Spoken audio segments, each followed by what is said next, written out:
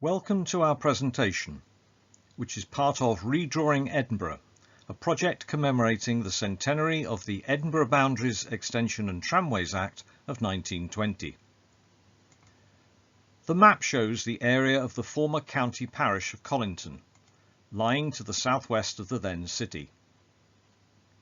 Our story is of how an essentially rural area became a city suburb, growing from less than 1,000 households in 1920 to over 3,600 households in 2020 in the immediate vicinity of Colinton alone.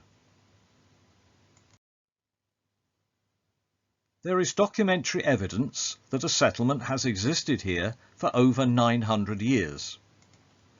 Its original location was at a place where the Water of Leith could be crossed by a ford, a site which was later bridged at the bottom of present Spylaw Street. There were all the essentials for life nearby: shelter, water, and a range of building materials. The earliest documentary evidence we have is the granting of a charter for a church, dated 1095. This may reflect the presence of an already existing settlement around the ford, which continued to grow and was known as Hales. The speed of the river here enabled its power to be harnessed to turn mill machinery, in turn creating quite a cluster of mills and an early industrial endeavour. The first recorded mention of a mill dates from 1226. By the middle of the 18th century, the parish is well established. We can identify a settlement called Colinton, with the importance of the river crossing very clear, and surrounded by the estates of landed gentry.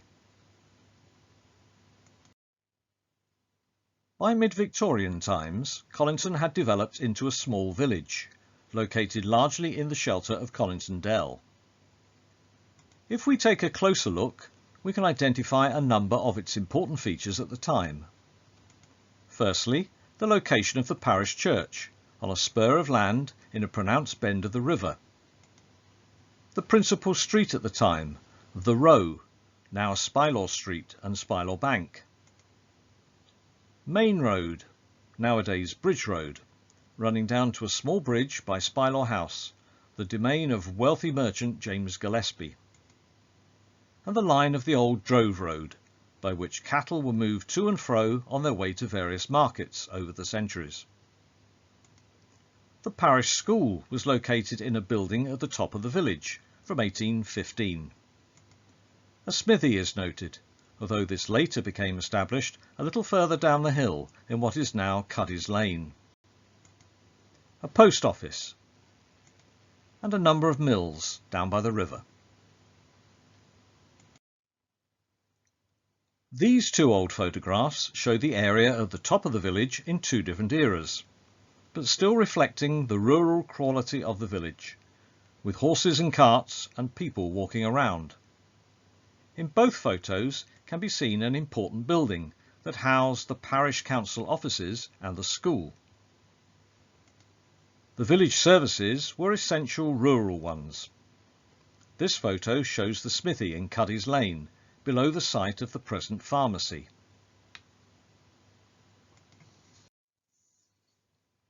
The flatter land above the incised valley of the Water of Leith was essentially farmland. Here are various local views of a farming way of life around 1900 or a little before. The photo bottom right is from a little further out from Colinton, probably taken from near Raphoe Mains. There are clues on the Ordnance Survey map of 1892 that Colinton had become something of a commuter settlement. The red annotation shows the position of part of the Balerno branch line of the Caledonian Railway, with its tunnel through the spur of land below the parish church shown as a dotted section. A railway station opened in Colinton in 1874, a year after the construction of a high-level road bridge over both the railway and the Water of Leith, which allowed a station access road to be built. The coming of the railway was crucial to Colinton's development and expansion, allowing people to live in a pleasant semi-rural existence, but to work in the city. The bridge enabled some limited housing in the form of fine detached villas along newly constructed Gillespie Road and in the area around the junction of Woodhall Road and Colinton Road. As pupil numbers increased, the school was relocated in 1891 to a new site at the end of what was to become Thorburn Road. Some of the old cottages at the time, such as these Pantard ones in Spylaw Street, were tied to employment, in this case occupied by mill workers. These contrast with the growing number of large, detached, bespoke villas being built for the professional classes coming to live in the area. Evidence of a social conscience can be seen in the provision of small homes for the older generation, such as this early photo of the cottage homes in Redford Road, built to provide accommodation for former live-in domestic staff abandoned by their employers when they were too old or too ill to work. The parish church has occupied the same site for centuries, but has seen a number of iterations. This photo shows the church that was completed in 1773.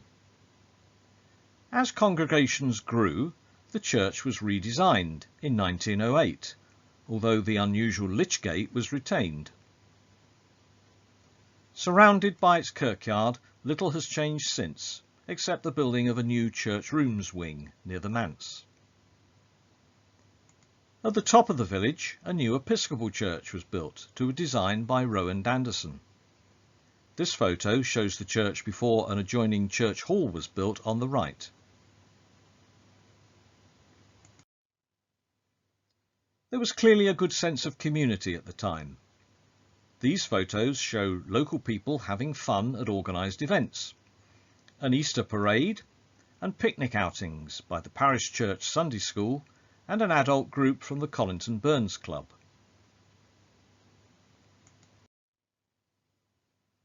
Retail services expanded up from Spylaw Street onto Bridge Road, which had become the main thoroughfare. This was enabled by the entrepreneurial foresight of one Jane Johnston, who invested in the land and built shop units with apartments above, firstly rented out and then sold on to the shopkeepers.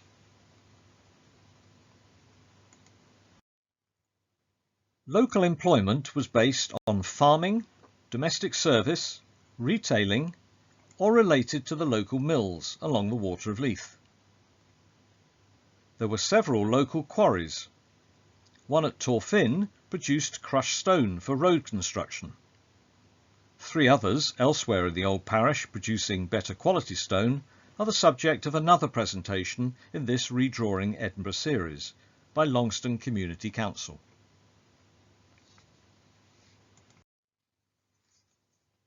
There were several large country house estates around the Colinton area. There were others, but we consider 3 here. Benally Tower was constructed by Lord Coburn, by the somewhat selfish displacement of the hamlet of Benally. Dreghorn Castle was a baronial extension to a former 16th century castle, and occupied by wealthy sugar magnate Robert A. McPhee. Colinton House was built in 1802 and occupied in late Victorian times by Colonel Trotter and his family. All these were important local characters who influenced how Colinton was organised and how it developed at the time. The OS map of 1905 shows how Colinton had expanded in 3 main areas, all related to professional middle-class incomers to the area. Some of the villas are fine examples of the arts and crafts design, a number from the pen of architect Sir Robert Lorimer. As the population of Colinton grew, this was a boon to local workers and retailers who supplied goods and services. In 1911, the grounds of James Gillespie's Spylaw House were gifted by the Merchant Company to the local parish council to form a public park.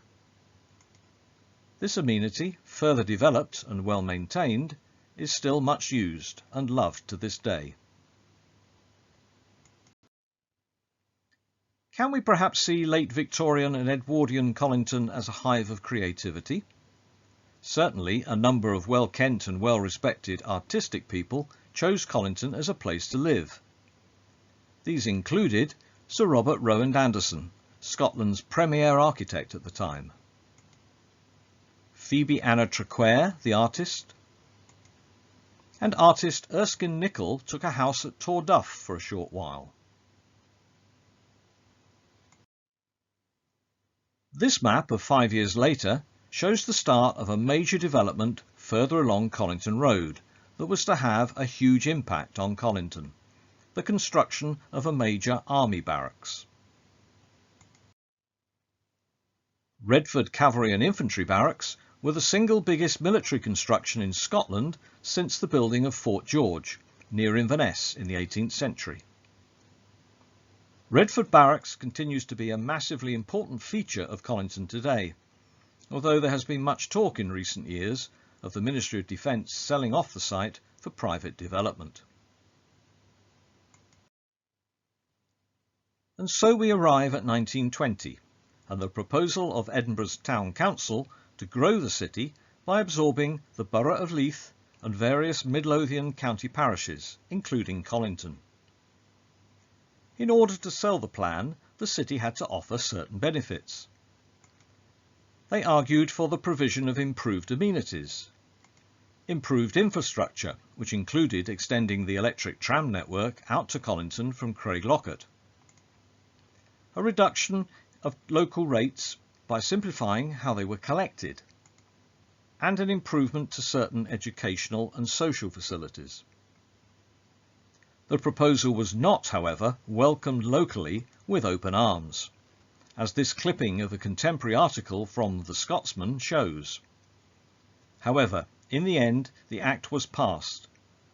Locally, it was widely seen that Midlothian County Council had more or less acquiesced, as they stood to save money by passing the administration of these areas across to Edinburgh.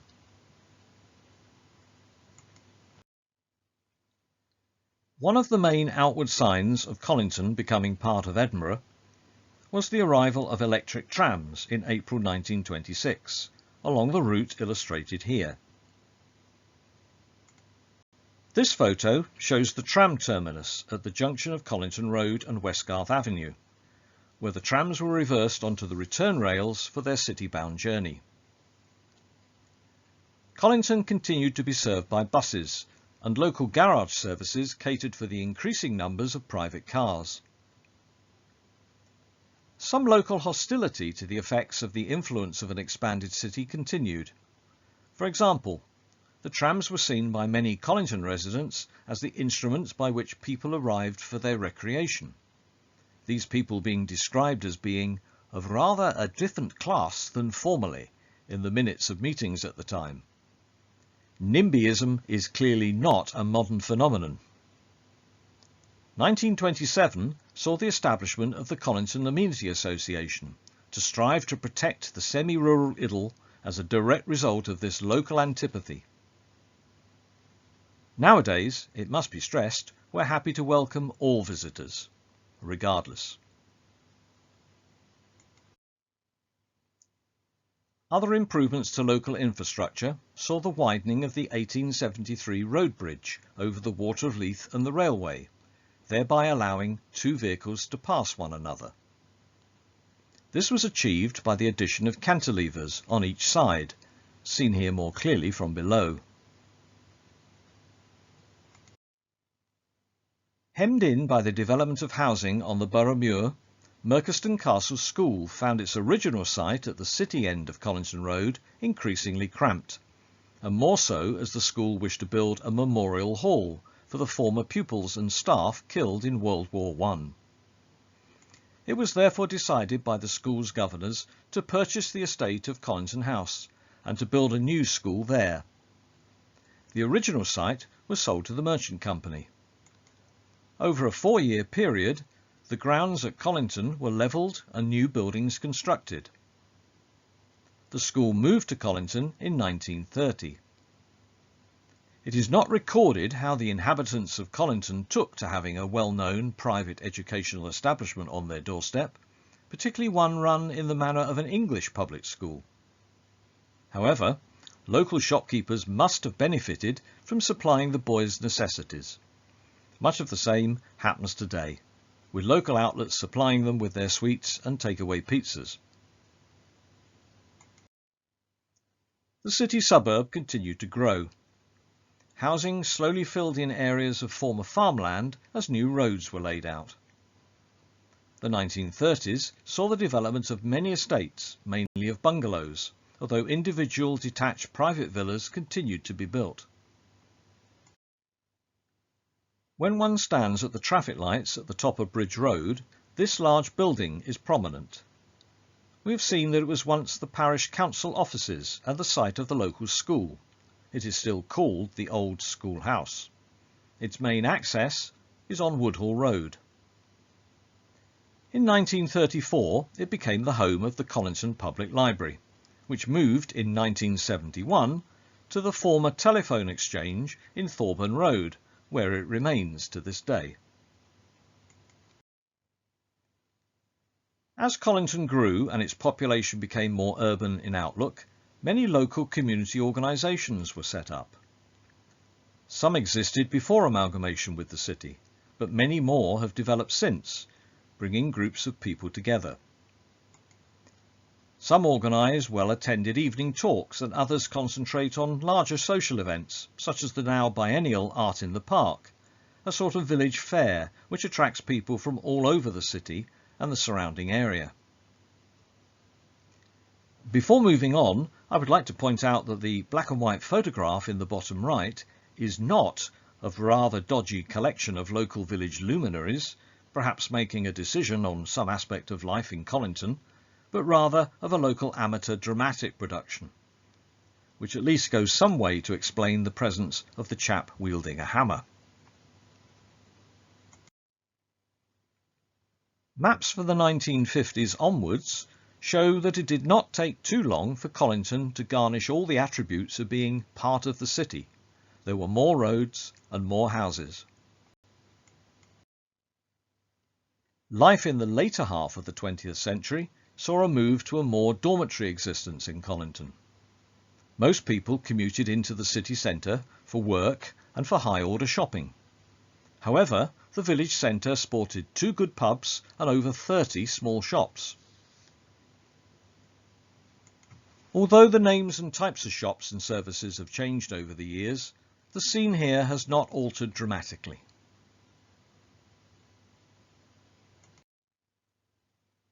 New houses continue to be built on former farmland and in the grounds of the large country houses.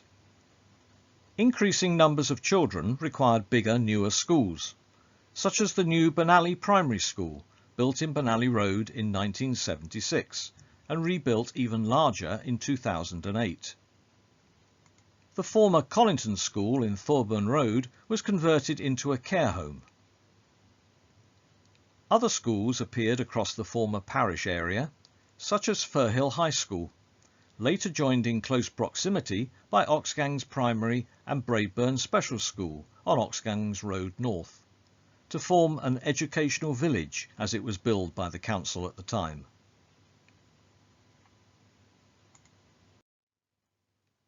The trams disappeared in the mid-1950s. The Balerno branch line was closed in the 1960s and its tracks removed to create the Water of Leith walkway. Buses came to dominate public transport provision, and the car was king. This car sales room, photographed in the early 1990s, located opposite the former tram terminus, suggests a rather upmarket provision for cars in well-heeled Colinton, but in truth only a few wealthy individuals could afford to run a Porsche, Ferrari or Lamborghini. In 1979, as part of a transport plan to reduce traffic flow in the city, the first ground was broken for the city bypass, whose first section ran around the southern edge of Colinton, between Dreghorn and Babberton. In the years after World War II, right up to the 1960s, one of the largest mills still in production in Colinton was A&R Scott's at West Mills, producing their famous Scott's porridge oats. It is shown here circled just beyond Spylaw Park. This eventually went the way of all the local mills along the Water of Leith, with most of the mill buildings demolished to make way for new housing, although one building was retained and repurposed for the headquarters of travel firm Fly Globespan, before this went out of business in 2009. The building was subsequently demolished to be replaced by a similar size block consisting of high-quality apartments. A modern OS map shows how all these various elements have come together to create Colinton, the city suburb, but an area with a real sense of place and identity imparted by its long history and splendid location. Attempts to cement this identity have been made, emphasising historic associations, such as the one between Colinton and Robert Louis Stevenson. As a young boy, the poet visited his grandfather, who was the local minister. Some of his poetry was influenced by his experiences in the locality, and this is celebrated in sculpture and in verse, with A Walk with Robert Louis Stevenson down the long steps and past the parish church. A recent new addition is the work of Chris Rutherford and his team, who have been commissioned to create a striking mural celebrating a poem by Stevenson on the walls of the former railway tunnel on the Water of Leith walkway. At 140 metres long, it is probably the largest mural in the UK and is fast becoming a must-see location. Features such as these help to attract visitors to the village and boost local services. Others come to visit historic sites, such as the World War I and World War II training trenches in the woods near Redford Barracks, the Traquair railings designed by the artist herself, and other historic buildings and memorials.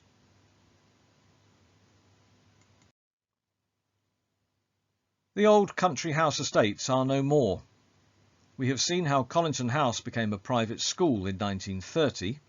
Other grand houses have now been converted into smaller homes, or were demolished to make way for new housing estates. Dreghorn Castle, once standing proud, was condemned by dry rot and was burnt to the ground by the army in 1955. The local area is blessed with many green spaces for recreation. Benally Country Park is close by, providing extensive views across the city to Fife and beyond to the Highland Edge. There are lovely woodlands and well-kept footpaths to explore.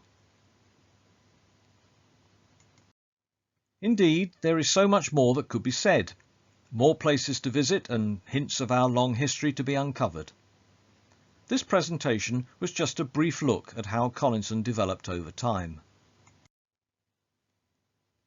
But we hope you will come to Colinton yourself to explore and to discover more of the delights it offers.